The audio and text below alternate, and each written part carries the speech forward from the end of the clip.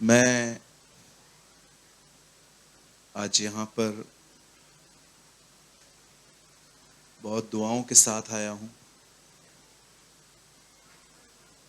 मेरा ये विश्वास है कि आज का वचन बहुतों की जरूरत है।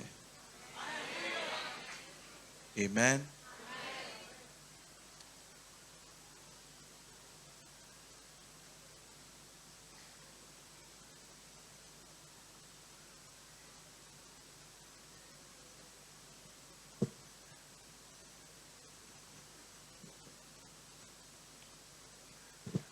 आइए, मैं चाहता हूं आप सब सामने देखें अब और बड़े ध्यान से सुने। हम बीच मीटिंग को 10 से 15 मिनट के बाद स्टार्ट करेंगे, लेकिन मैं इससे पहले कि आज के वर्ड में आपको अंदर ले जाऊं, मैं कुछ आपको महसूस करवाना चाहता हूं।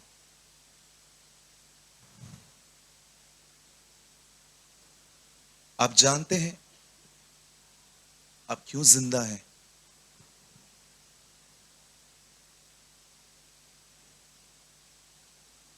आप इसीलिए जिंदा हैं क्योंकि प्रभु चाहता है आप जिंदा रहें।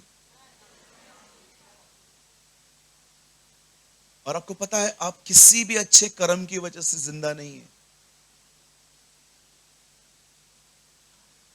आप मात्र उसकी दया के कारण जिंदा है।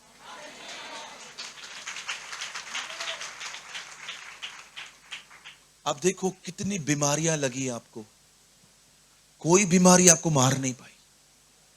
सोचो आपके ऊपर कितना कर्जा आया, लेकिन कर्जे का स्ट्रेस आपको मार नहीं पाया।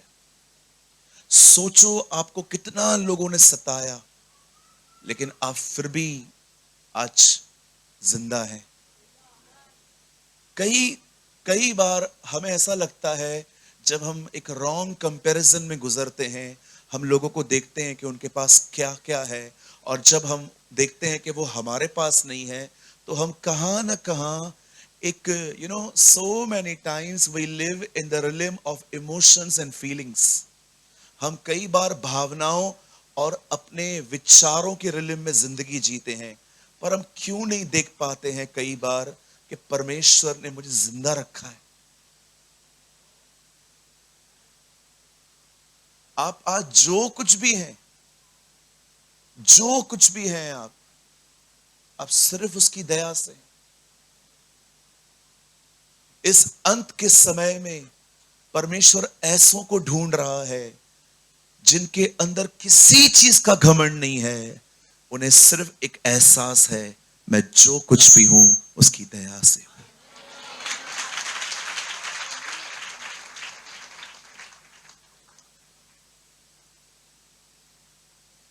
कभी इस सत्य को न भूलें।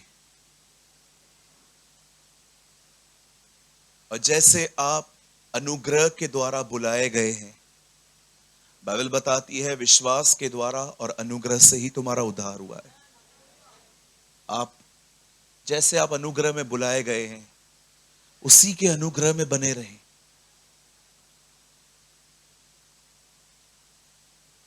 आप जानते हैं आप अनुग्रह से कब बाहर आ जाते हैं? आप अनुग्रह से तब बाहर आ जाते हैं जब आपको यह महसूस होना शुरू हो जाता है कि मैं जो कुछ भी हूं अपनी मेहनत से हूं। ब्रदर, मेहनत तो हर एक को करनी पड़ती है। ऐसा कौन है जो मेहनत नहीं करता? जीसस ने अपना वर्क खुद चूज किया था कि वो एक कारपेंटर बनेगा। आजकल आप मशीन से लकड़ियां काटते हुए देखते हैं। यीशु के समय में ऐसा नहीं था, कुल्हाड़ी से लकड़ियां कटती थी। सोचो हमारा खुदा कितना हार्ड वर्कर था। कितने लोगों ने यह वचन पढ़ा है, मैं तुम्हें मधु और दूध की धाराओं वाले देश में ले चलूंगा? पढ़ा है आपने? अब मैं आपसे एक सवाल पूछूं, कभी आपने मधु और दूध की नदी देखी है? मैंने आज तक नहीं देखी है। आपसे ज्यादा इंडिया घूमा हूं मैं, किधर भी नहीं मिली है। कभी आपने देखी है? अरे ये मधु और दूध की कोई नदी है क्या इधर? है ही नहीं। तो प्रभु क्या बोलना चाहते थे? चलो मैं तुम्हें धाराओं वाले उस मधु, land with full of with milk and honey. अब मैं आपसे पूछना चाहता हूं, बताइए, दूध आपको सुबह 6 बजे पहुंचता है, मतलब कितने बजे निकलता होगा? आधी रात को। आधी रात को उठना मजाक समझते हो आप? सर में दर्द पड़ता है लोगों को, और उसके बाद पानी मिलाना, वो भी अलग मेहनत है। कुछ लोग कहते हैं नहीं, पूरा ताजा देंगे तो आपका पेट खराब हो जाएगा। हनी कहां रहती है? ऊपर मिलती है ना। तो परमेश्वर क्या कह रहा था? मैं तुम्हें हनी और, अरे परमेश्वर उनको ये नहीं कह रहा था उधर बहुत कुछ है। प्रभु कह रहा था चलो तुमको मेहनत करनी है वहां। हम लोग कुछ भी सोच लेते हैं ना। मैंने अपनी आंखों से किधर भी नहीं देखा है। ओ, एक नदी है, वो उसमें दूध बहता है, हम सब भाई लोग उधर ही बैठ जाते, रोज 2-4 किलो लेके धंधा हो गया, चलो घर पे। नो नो नो सर, मेहनत करनी है। लेकिन कौन है जो तुम्हारी मेहनत को सफल करता है? यस। आप हमेशा याद रखना, मछलियां आपको नहीं पहचानती, मछलियां यीशु को पहचानती है।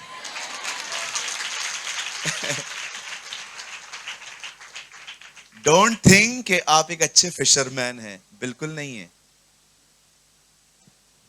कभी आपने सोचा है मैं जो काम करता हूं मुझे उसमें सक्सेस क्यों मिलती है?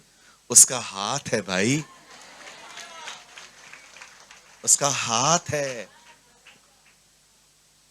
मैं ये सारी बातें आपको क्यों बता रहा हूं? ताकि आप उसकी दया में जिए। आपके अंदर ख्याल भी नहीं आना चाहिए I am important, I am something, मैं कुछ हूं। No no no no no.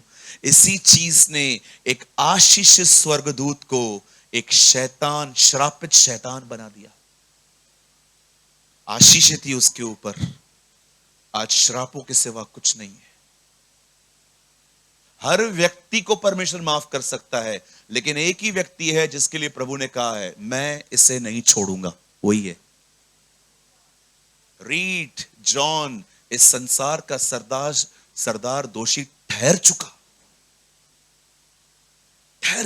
खत्म। तू कुछ भी कर, क्या भी कर, मैं तेरे को नहीं छोड़ेगा। परमेश्वर ने ऐसी लैंग्वेज बात की है उससे। लेकिन हमारा न्याय वो कब करेगा? मरने के बाद। मतलब मरते दम तक भी उसको आशा है हम बदल सकते। सोचो वो कितना दयालु है। अरे अगर वो कर्ज करे ना, उसमें भी दया है। बताओ कैसे? मैं, अगर तूने पाप किया तो मैं तेरी सजा तुझे, तेरे बेटे, तेरे पोते, तेरे परपोतों को दूंगा। प्रभु पाप मैं कर रहा हूं, चारों में क्यों बांट रहे हो आप? अरे पूरा तेरे ऊपर डालेगा, तू मर जाएगा, इसलिए बांट रहा हूं। What a mercy. सोचो वो कितना दयालु है।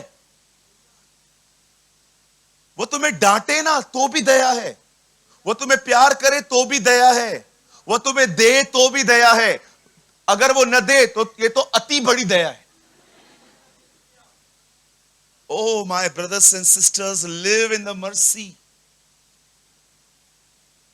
कभी ऊंचा मत उठो अपने ख्यालों में, ओ आई अचीव, मैंने किया ये। No no no no no no no, तुम मर्सी से बाहर मत आओ।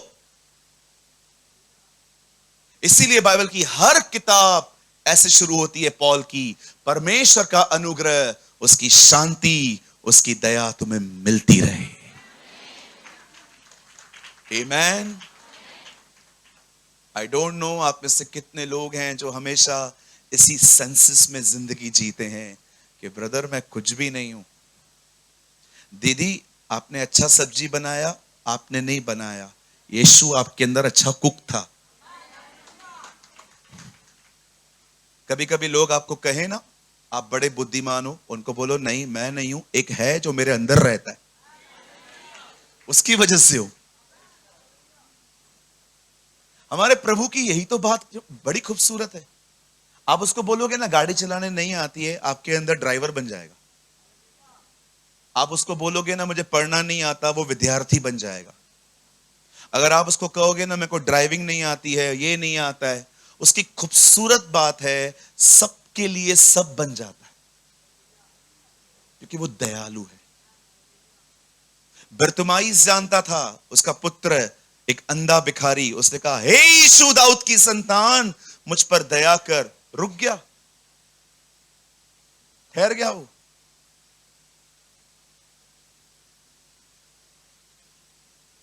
डोंट थिंक मैं डिजर्व करता हूं, मुझे मिला क्यों नहीं है। नो नो नो ब्रदर, दया मांगो। जानते हो दया का मतलब क्या होता है? दया का मतलब होता है मैं तुझ तक नहीं पहुंच सकता, तू मुझ तक पहुंच। That is mercy. मुझ पे दया कर, मैं नहीं कर सकता।